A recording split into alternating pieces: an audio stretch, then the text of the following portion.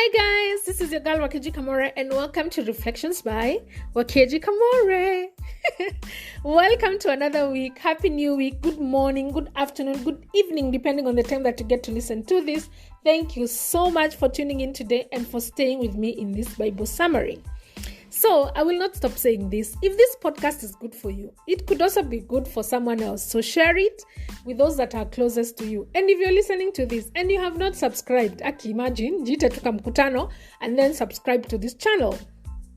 So, today we'll be covering Numbers chapter 30, which revolves around a lecture that Moses offers to his people, making pledges and vows, and how to keep those pledges or vows to honor the Lord.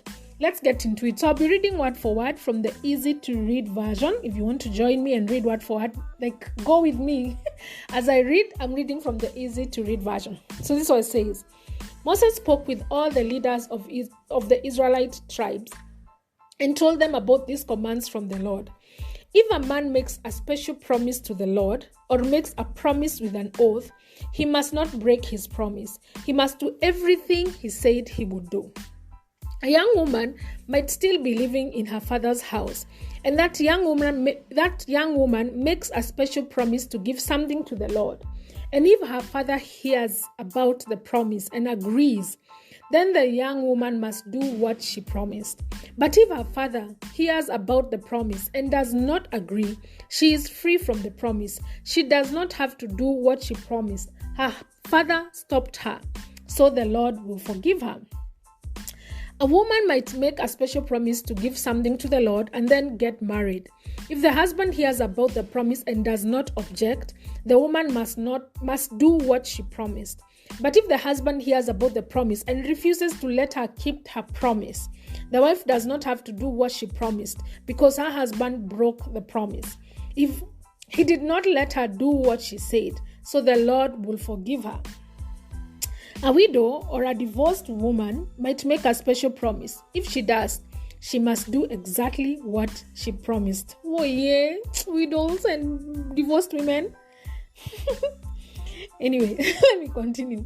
I think I feel bad because I'm like, I don't like my parents, my dad is no longer there, I'm not married, so me na follow happy. But anyway, the Lord is helping us. A married woman might make a promise to give something to the Lord. If her husband hears about the promise and lets her keep her promise, she must do exactly what she promised. She must give everything she promised. But if her husband hears about the promise and refuses to let her keep the promise, she does not have to do what she promised. It does not matter what she promised to do. If her husband is against it, this ends her duty to do it, and the Lord will forgive her. A married woman might promise to give something to the Lord, or she might promise to do without something, or she might take some other special promise to God. The husband can stop any of these promises, and the husband can let her keep any of these promises. How does the husband let his wife keep her promise? If he hears about the promise and does not stop them, the woman must do exactly what she promised. But if the husband hears about the promise and stops them, he is responsible for breaking her promises. These are the commands that the Lord gave to Moses. These are the commands about a man and his wife, and about a father and his daughter, who is still young and living at home in her father's house. The end of that chapter. So the first thing that this chapter does is that it gives me the desire to understand these vows and these promises and these pledges.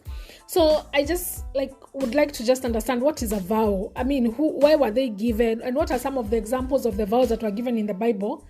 Some good, some that were not necessarily good. So number one, what is a vow? So a vow is a serious promise to do or to give a specific thing. And why were vows given? Vows were a step further to fortifying a promise. It was a way of assuring that you will do or give whatever it is that you said you would. So basically, a vow is a serious promise. Like, I vow to do something. I solemnly vow to do whatever. That's exactly what a vow is. It's just a promise that is serious. And it was done to fortify that promise and to assure the person that you are promising that you would actually give or say or do or say whatever it is that you said you would. So here are some examples of the vows in the Bible. Some worked out really well and some had a tragic ending. Like some were really stupid vows. So anyway, let's just get into them. Number 1 was Hannah. Hannah in 1 Samuel chapter 1 verse 11. Hannah was a lady that was not conceiving. So she was praying and then she made a vow to God and she said, Lord Almighty, if you'll only look on your servant's misery and remember me, and not forget your servant but give her a son, then I will give him to the Lord for all the days of his life, and no razor will be used on his head. And then Samuel was born, and as we know, he actually ended up serving in the temple until his death. So that was the vow that Hannah made, that if God gave her a son, that she would dedicate the son back to God and he would serve in the temple for as long as he lived, and that his hair would never be shaved. And that is exactly what happened. Hannah actually kept her vow. And then there was this guy, a really not very wise guy, in Judges chapter 11 verse 30 to 31. His name is Japhethah. And then Japhethah vows, and this is what he says: if you give the Amorites into my hand, whatever comes out of the door of my house to meet me when I return in victory from the Amorites will be the Lord's, and I will sacrifice it as a burnt offering. So this guy was now fighting the Amorites, and then he said, God, if you give me victory over these Amorites, and then I go back home, like whoever or whatever comes to meet me first, whether it's a cat, whether it's a human, I will sacrifice it to you. And that's a vow he made. And then guess what? Unfortunately, it was his daughter that came out of the door as the first person to meet him. So guess what? You read that story in Judges. I won't let you know what happened. But you can see that was a really stupid vow. It was a really stupid vow that did not end up well at all. Then there's Matthew chapter 14 verse 6 to 16, where Herod on his birthday and his daughter, the daughter of Herodias, danced for the guest and pleased Herod so much that he promised with an oath to give her whatever she asked for. So this is Herod. He's having a good time. It's his birthday. He's probably taken a few drinks. And then his daughter comes and dances and he says, you know what? I make a vow. I make an oath to give whatever it is that you want. And guess what? That is how the head of John the Baptist ended up on a platter. Tragic. Very tragic. And then there's King Saul. King Saul now. He ordered his troops to fast in the middle of a war. First, who orders his troops, his army to stay hungry when they really need energy? Like, who does that? That is himself not very wise. So he ordered them to actually fast until victory was achieved. And he vowed and said, cursed be the man who eats food until it is evening, and I am avenged on my enemies. And guess who did not hear this curse because he was busy fighting the enemies? His own son, Jonathan. Now Jonathan is fighting. Then he sees honey and then he eats honey. And now guess what? Now the dad is said cursed be the person who eats. And it takes a whole army to actually save Jonathan from his father's stupid vow.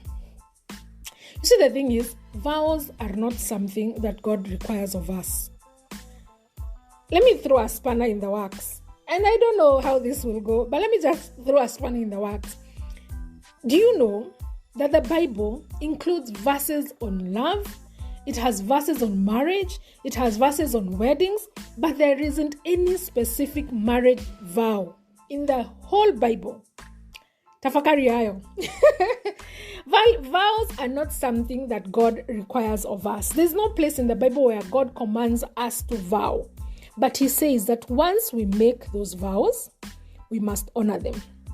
God does not require us to vow, but he says once we make the vows, he will not force us to vow. He doesn't command us to vow. He doesn't require us to vow. But sisi, na mdomo yetu, na kibelembele yetu, na all the things that make us vow, if we vow, God expects us to actually honor those vows. Because God takes into account the things that we promise and he expects us to honor them. The second thing that I notice in this chapter is the concept of spiritual covering, spiritual authority or spiritual leadership, and how this role was a role that was given to men. In this chapter, we see that a father or a husband had the authority to reverse a vow. if a father or a husband got wind of a vow that a daughter or a wife had made, and maybe this vow was not good, because most vows are made out of emotional frustration, like now you see like someone like Herod, was it Herod or Herod? Herod, he was in a party, so he makes a vow in a party. Someone like Saul, he makes a vow because of a frustration or anticipation or anxiety of whether he's going to win in this battle or not. If you see someone like Hannah makes a vow in frustration and in desperate frustration of getting a son. If you see someone like Japheth, who makes a vow that anybody who comes out of, it's probably because of excitement, the fact that he's winning, and he's like, whatever, I'm going to give God whatever it is that it takes. And I know that we've made vows before, and we've made vows that are not necessarily things that we intend to do. And in this chapter, it says that we see a father and a husband had the authority to actually reverse a vow. He had the authority to actually cancel it for his daughter or even for his wife. And that is exactly what spiritual covering, spiritual authority, or spiritual leadership looks like. In the Bible, we see men who did not necessarily exercise this role as spiritual leaders, and they did nothing when there were women that were placed under their leadership dishonored God. The first one was Adam. The Bible records that Adam was with Eve when she was being tempted, and yet he did not say anything or do anything. In fact, he joined in and ate the forbidden fruit. So that's the first guy who does not exercise his spiritual leadership that said, Eve, why are you talking to a snake? Don't forget that story. What are you guys whispering over there? Your story, I'm a fruit. We're not doing that because it dishonors God. Abraham was another. Abraham did not exercise his spiritual leadership when his wife suggested that he sleeps with a slave. And he did not cover her either way he did not protect her, because over and over again, he left her exposed by lying that she was his sister. And every single time, he would put her in danger because he lied that this is not my wife, this is my sister. Now the king would want his wife because Nasa may claim Mrs. Take. That is just a man out there who is not exercising his spiritual leadership and just saying, I won't do this because it dishonors God. I won't do this because it is my role to protect you. Jacob was another. When his wife Rachel couldn't conceive, instead of praying for her, as we saw Isaac do for his wife Rebecca, Isaac's wife Rebecca could not have children. And the Bible records that Isaac prayed for her, and then God allowed her to have children. But Jacob, when his wife couldn't conceive, this is what Jacob said. The Bible records he was angry. He said, am I God? Am I the one who has refused to give you children? That right there is a man who is not exercising his spiritual leadership or covering or authority. There are many fathers and many husbands, especially in these days, who have failed in this role. And I'm just going to sit here and assume that it could simply be because they do not know that this is their role. So here is my challenge to every man that is listening to this podcast. Now you know. Now you know that spiritual covering, spiritual authority, spiritual leadership is a role that God has given you over your wife and over your daughters, over the daughters that God has blessed you with. So I pray that the Holy Spirit would reveal to you how and when to exercise this authority and how not to abuse it. Because I've also seen it I've seen it in the other extreme where it's being abused. Someone is manipulating someone spiritually and all that. So I pray that the Holy Spirit would reveal to you how and when to exercise your spiritual authority and when and how not to abuse it. I also pray that you would have the courage to teach other men, your sons, about this role, so the next generation would also be aware of it and practice it. This is your girl Wakeji Kamore, and this has been Reflections by Wakeji Kamore.